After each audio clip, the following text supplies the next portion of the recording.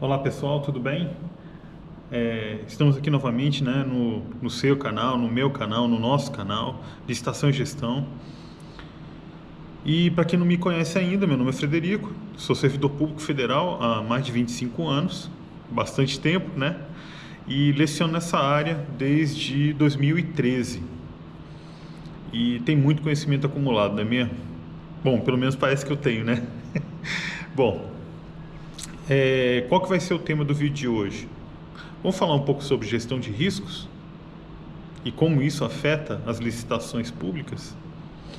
Bom, vamos lá, mas só depois da vinheta e de você deixar também o seu like, tá bom? Bora lá!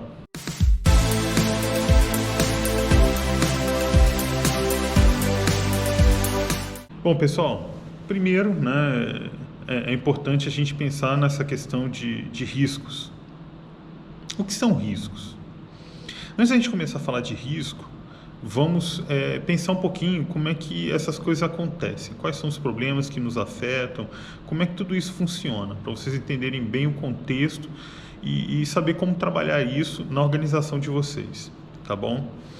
Primeiro vamos falar de dois casos muito emblemáticos, tá? Vou falar primeiro daquela questão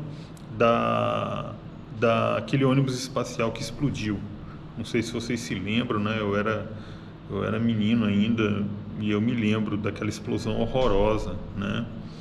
É o caso Challenger. Foi muito traumático aquilo ali que aconteceu, né? Para quem não conhece, os Estados Unidos lá na década de 80 tinha um programa de ônibus espaciais. O primeiro não vingou, parece. Aí o segundo deu certo, foi um sucesso. E aí já estavam com esse terceiro aí engatilhado, que era o Challenger, né, o terceiro ônibus espacial. E aí tinha até todo um apelo, como já tinham testado, né, e tudo. Então eles já estavam certos que o negócio não tinha problema, que era seguro e que daria tudo certo. O Ronald Reagan, inclusive, comprou uma ideia de levar o primeiro civil ao espaço. Seria uma professora. Essa professora teve que parar de lecionar um mês antes para poder se preparar para a viagem, entender como é que funcionava, né, e tudo. E então tinha todo um apelo para chamar a atenção das pessoas para a ciência, para a evolução e tudo. E aí o que aconteceu foi o seguinte: o projeto tinha alguns problemas, sofreu vários atrasos, né, foram meses de atraso. E quando chegou lá na frente, me parece que alguns técnicos já estavam até impacientes com esse atraso todo que já estava ocorrendo. E para piorar, a data que estava marcada para o lançamento começou a fazer condições climáticas que não eram favoráveis. Começou a fazer um frio muito intenso, chegou a -1 para a questão de Flórida, né? Para quem não conhece, já é um frio muito forte. E é a condição mínima que os engenheiros indicavam para poder o foguete operar de forma adequada.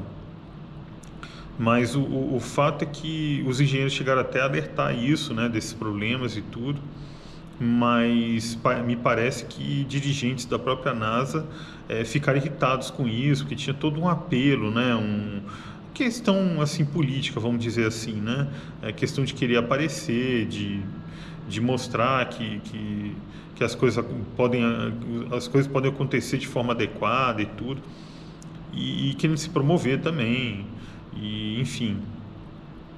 E aí forçaram a barra e tudo, foram remarcando, né, para mais alguns dias, até que finalmente a nave foi lançada. Só que em poucos segundos ela sofreu um acidente, né, teve uma explosão no ar, que foi uma coisa horrorosa. E 7 pessoas morreram, né? Toda a tripulação, todos vieram a óbito. Depois eles foram vendo todas as questões de engenharia, tinha vários probleminhas ali envolvidos, né? No final das contas, a NASA foi julgada, saiu um relatório, teve toda uma análise, né? O relatório foi inconclusivo, tinha muito detalhe técnico, né? Eu não sou engenheiro, né? E não vou poder entrar nesses detalhes técnicos para você aqui. Eu acho que também não é nem o intuito desse vídeo. Mas o fato é que depois dessa situação, a NASA reviu todos os seus procedimentos relacionados à gestão de riscos. Eles tiveram que aprimorar todo o seu trabalho, tudo. Não que eles fossem assim, que eles fossem totalmente negligentes ou que não tivessem nenhum tipo de cuidado. Tinham, claro que tinham, mas assim eles tiveram que ser mais rigorosos, inclusive, depois desse acidente. Foi uma coisa chocante, traumática, né? Muitos perderam seus entes queridos nessa explosão. Vamos chamar a atenção também para um outro caso que é muito emblemático, que é a questão das Torres Gêmeas, lá no 11 de setembro, que isso aí fica na cabeça das pessoas até hoje, é uma coisa que realmente chama muita atenção. Ali foram vários fatores que contribuíram para aquele problema. O primeiro ponto é a questão dos terroristas, né, que tinham vontade de atingir os norte-americanos. Inicialmente eles tentaram, né, operar ali dentro daquelas torres, na verdade com um carro-bomba. O negócio falhou, mas ainda houveram alguns mortos nesse confronto com terroristas lá. O fato é que eles trataram como se fosse uma coisa assim menor, né? Eu falo, foi só uns malucos ali com carro-bomba e tal, isso não acontece sempre. Acho que não precisa de ficar neurótico com esse tipo de coisa. Bom, com base nisso, Osama Bin Laden, junto com o pessoal da alta cúpula lá dele, começaram a projetar esse ataque, e isso começou em 93. Olha só, em 93. E aí eles começaram a trabalhar isso e tal, e tiveram contato com alguns jovens que tinham sido recrutados e estavam lutando na Chechênia. E aí eles recrutaram esses jovens, eram jovens que sabiam falar várias línguas e tudo, tinham estudo universitário, não era qualquer um, né? E aí eles conseguiram entrar, eles receberam todo o treinamento, né, de terrorismo, e aí eles conseguiram entrar, pelas condições dele, entrar facilmente em solo americano. Receberam treinamento tranquilo de voo lá na Flórida, né, aprenderam a voar, tiraram o brevet e tudo, e lá pelas tantas botaram o plano, né, em prática, roubaram os aviões em pleno voo e direcionaram os aviões para os seus alvos, que foram as Torres Gêmeas, o Pentágono, e teve um que caiu em um lugar menos povoado. A nave foi destruída, óbvio. Me parece que os passageiros aqui interviram e aí eles não conseguiram chegar no seu alvo, e aí o avião acabou caindo antes. Mas enfim, se eu não me engano, foram 3 mil mortos, né, nesse desastre. Foi um Deus nos acuda, foi uma coisa horrível. Tinha também o problema, além dessa negligência da segurança norte-americana, né, tinha a questão da cultura de proteção norte-americana, que era voltada para o exterior. Eles estavam esperando algum problema de fora, né? A ideia deles é que a ameaça viria de fora para dentro, e não de dentro, né? Não seria um ataque interno.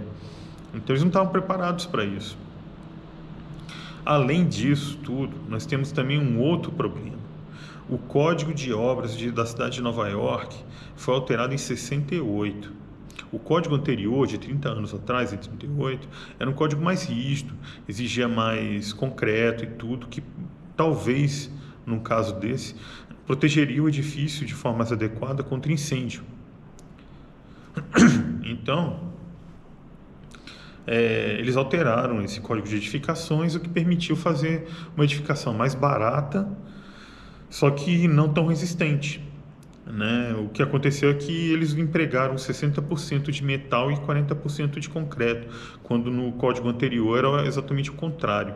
E isso ajudou a alastrar todo o calor, né? Todas as chamas provenientes do choque, do impacto causado pelas aeronaves.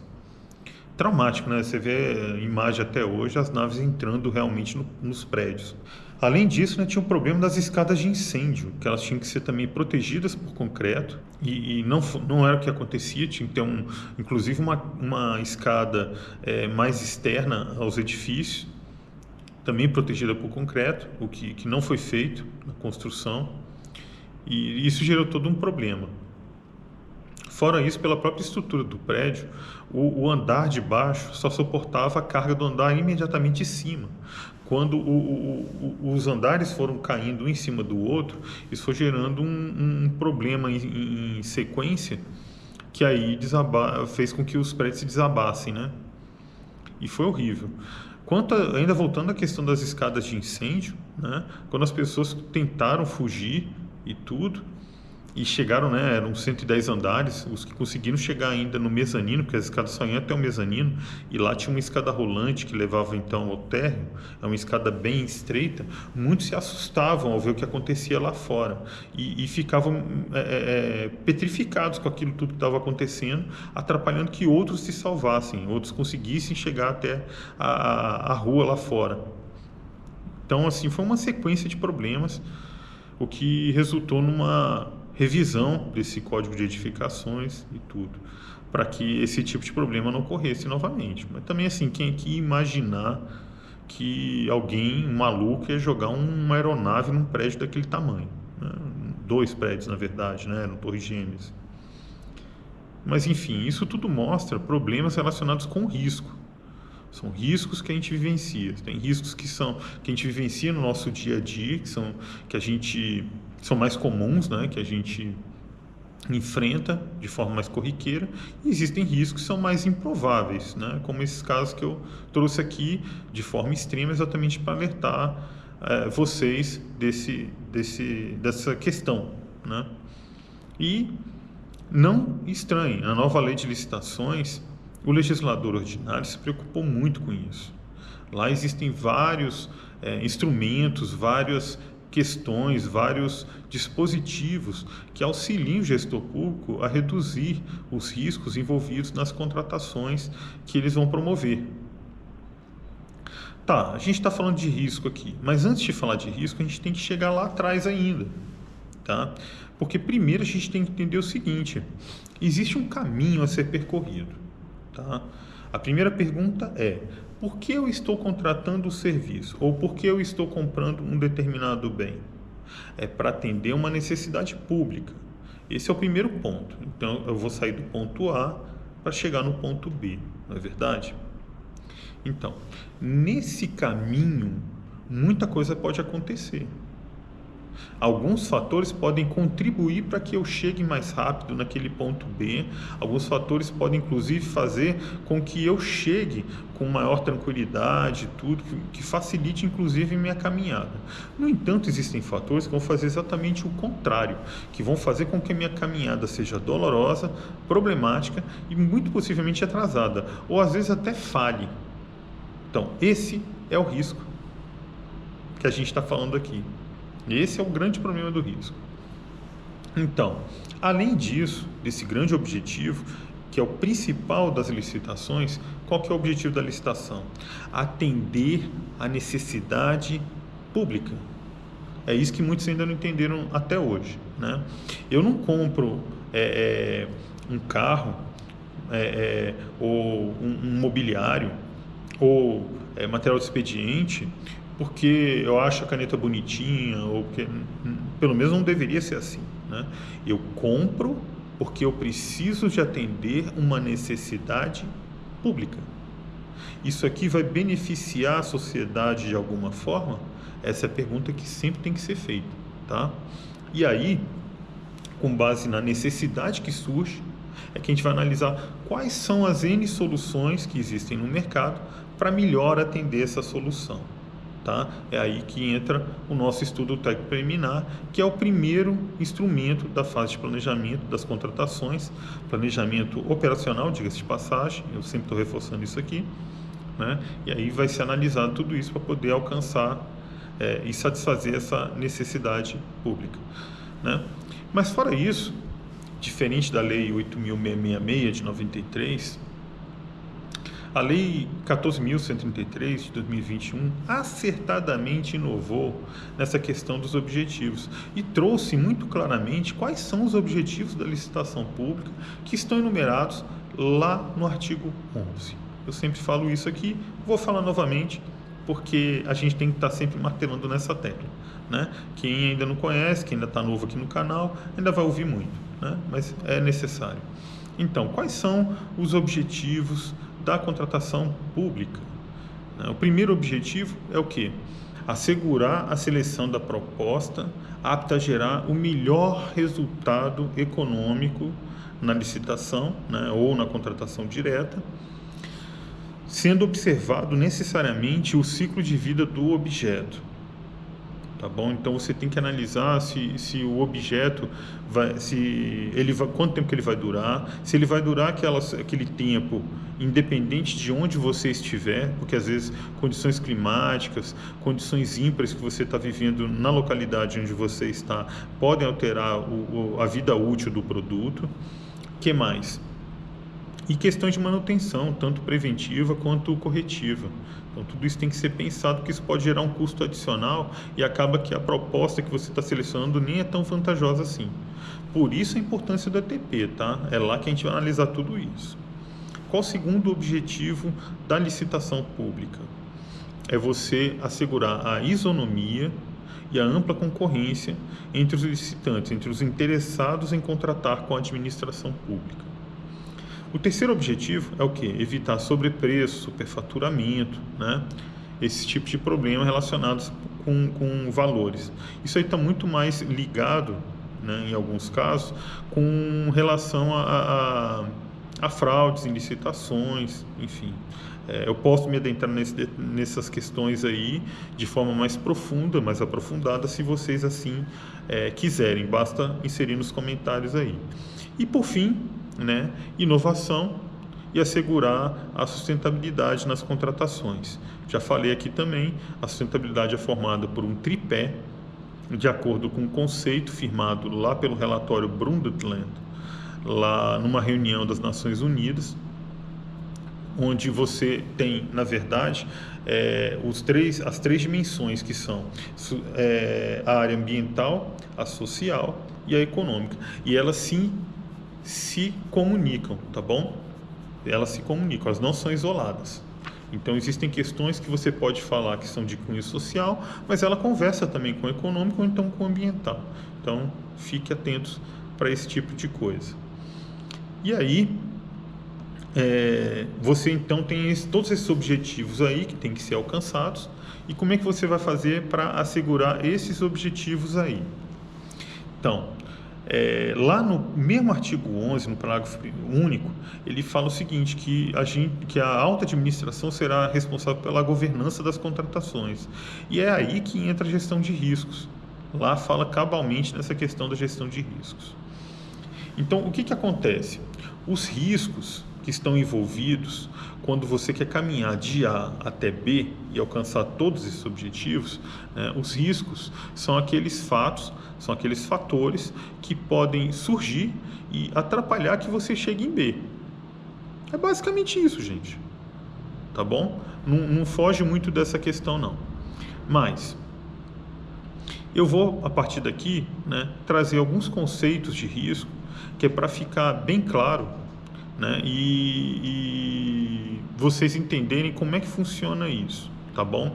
O primeiro conceito que eu trago aqui é o do Brasiliano. Ele fala que risco é uma condição que cria ou aumenta o potencial de perdas. Depois dele, tem aqui ainda a Instrução Normativa Conjunta, número 1 de 2016, do Ministério do Planejamento, antigo Ministério do Planejamento, e CGU, né? Para quem não sabe, o Ministério do Planejamento ele passou por uma transformação. No governo do Bolsonaro, ele se fundiu ao Ministério da Fazenda e foi criado o Ministério da Economia. Tá? Hoje em dia, com o governo Lula, esse Ministério da Economia foi dividido novamente, voltou a ter o Ministério da Fazenda, só que não voltamos a ter o Ministério do Planejamento. Nós passamos a contar com 2 ministérios, né? Um da Inovação e Gestão e o outro é o do Planejamento. Planejamento? Bom, não estou na dúvida, depois a gente vê isso aí com calma, tá? Mas a verdade é que foram criados 3 ministérios, né? Mas o conceito aqui, que é o mais importante, que é o que a gente está falando aqui no vídeo, é o seguinte: possibilidade de ocorrência de um evento que venha a ter impacto no cumprimento dos objetivos. O risco é medido em termos de impacto e de probabilidade. Então, veja você que os conceitos que eu estou trazendo aqui, eles conversam diretamente com o que eu expus até agora. Então, eu preparei todo esse bate-papo aqui, eu estou falando com vocês aqui, na verdade, eu não estou floreando nada. Eu estou tentando trazer a sua consciência para você entender como é que funciona a gestão de riscos, tá bom? Vamos trazer mais alguns conceitos aqui. Risco ainda é a probabilidade de ocorrência de perdas resultantes de falha, deficiência ou inadequação de processos internos, pessoas e sistemas ou eventos externos, incluindo risco legal. Resolução do Bacen 3.380 de 2006. E por fim, vou trazer aqui o referencial básico de gestão de risco do TCU de 2018, que ele fala assim: risco é o efeito da incerteza sobre objetivos estabelecidos. Novamente, nós estamos falando aqui de objetivos. O risco é a possibilidade de ocorrência de eventos que afetem a realização ou alcance dos objetivos, combinado com o impacto dessa ocorrência sobre os resultados pretendidos. Bom, pessoal, eu acho que agora ficou bem claro o que é risco, com o que a gente está lidando, Acho que ficou bem claro. Na verdade, tá, gente? A gente quer fazer o seguinte: a gente sai de A, chega em B e várias coisas podem acontecer no meio do caminho. Existem fatores endógenos e fatores exógenos que atrapalham para que eu consiga alcançar os objetivos propostos nesse processo de contratação, Os fatores endógenos são aqueles que são dentro da organização. É uma negligência, é um servidor que não se preparou, que não se capacitou e vários outros fatores. Os fatores exógenos são diferentes, são os que vêm de fora da organização e geram também impacto no trabalho da organização, no alcance dos seus objetivos. Então, por exemplo, o advento dessa nova lei é um fator exógeno para uma organização pública. Se você pensar no poder público como um todo, não, tudo bem, ele poderia ser endógeno. Mas no caso de eu, servidor, que estou aqui num órgão menor e tal, aqui da administração pública, ele é um fator que veio de fora, eu não contribuí para ele nem nada, ele não foi semeado dentro da minha organização, ele veio lá do legislativo. Então, para mim, eu enxergo ele como exógeno, E aí eu tenho que me adequar a ele. É um problema? Depende. Eu não enxergo como problema essa nova lei não, tá, gente? Eu enxergo ela como solução. Eu acho que ela trouxe muitos elementos, vamos chamar assim, que contribuem para você reduzir substancialmente os riscos das contratações, tá bom? E se você souber, se você aprender e tudo, dá para conseguir alcançar excelentes resultados. Basta você se preparar para isso. E para isso você precisa de estudar, tá bom? Contribuir para isso, porque a norma está aí para você usar. Você só precisa usar, Esse que é o grande problema, tá? Bom, eu não vou me prolongar muito mais, O vídeo já está ficando longo, mas eu só quero deixar um recado aqui, tá bom? Para a gente fechar. É que as pessoas estão fazendo muita confusão, tá? Essa nova lei de licitações trouxe alguns termos que geram confusão na cabeça das pessoas. Existe a matriz de risco, existe o mapa de risco, existe o gerenciamento de risco, e as pessoas não sabem o que é um, o que é outro, o que é não sei o quê. Então, aqui nesse vídeo, para você, eu vou dar o pulo do gato. O gerenciamento de riscos surgiu lá na IN5 de 2017, tá bom? Vai lá, o gerenciamento de riscos é uma das etapas do planejamento operacional das licitações voltadas para contratação de serviços, tá bom? Com ou sem mão de obra residente. Então, é isso. O gerenciamento, então, é uma etapa do processo. É uma etapa que você vai analisar o risco e tal, vai trabalhar aquilo ali. A matriz de riscos, tá? É diferente, ela veio com a nova lei de licitações e ela é cláusula contratual, tá bom? É diferente, é uma cláusula contratual onde você vai dizer os riscos que podem ocorrer durante a execução do contrato e você vai falar esse risco é da contratada, esse risco é da contratante e assim por diante, tá bom? Basicamente é isso. E existe um mapa de riscos.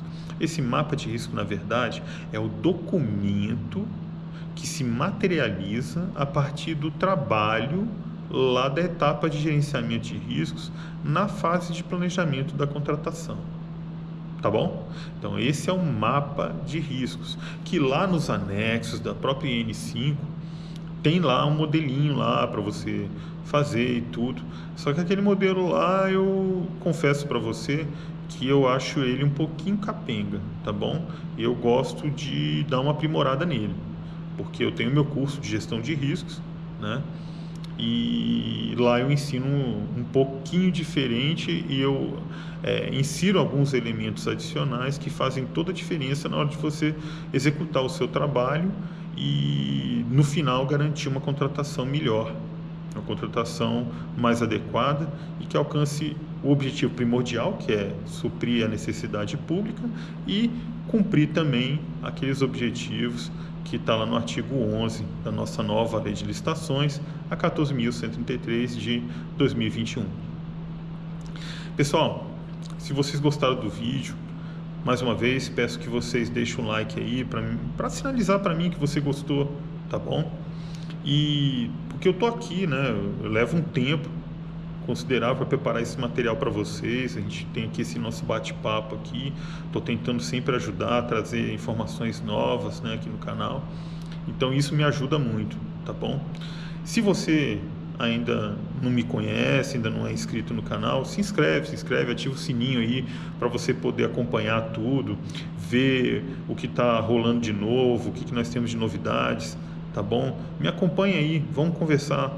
E se você quer saber de alguma coisa, alguma novidade, algum assunto específico, tá? Deixa um recado aí, tá bom? Eu tô aqui para isso. Galera, eu vou ter que ir. Tem muita coisa para fazer, tá bom? Mas vamos em frente que daqui a pouco tem mais vídeo e a gente vai conversando, tá bom? Fique com Deus, um forte abraço e até a próxima.